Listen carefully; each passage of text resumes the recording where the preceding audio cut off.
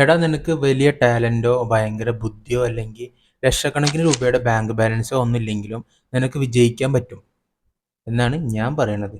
നിനക്ക് വിശ്വസിക്കാൻ പറ്റുമെങ്കിൽ വിശ്വസിക്കും.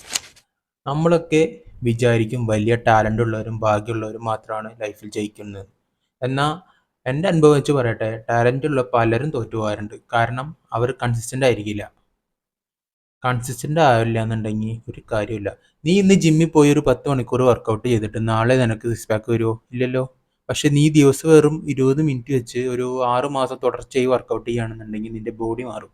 ബിസിനസ് ആയാലും ലൈഫ് ആയാലും ഇത് തന്നെയാണ് കളി. ആവേശം വരുമ്പോൾ ഒരു ദിവസം മൊത്തം പണിയെടുത്തിട്ട് ബാക്കി 4 ദിവസം മടി പിടിച്ചിരിക്കുന്നത് നല്ലതല്ല.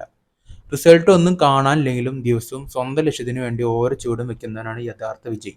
അതുകൊണ്ട് ആരും കാണാനില്ല, സപ്പോർട്ട് ചെയ്യാനില്ല എന്ന് പറഞ്ഞ് മടി പിടിച്ചിരിക്കരുത്.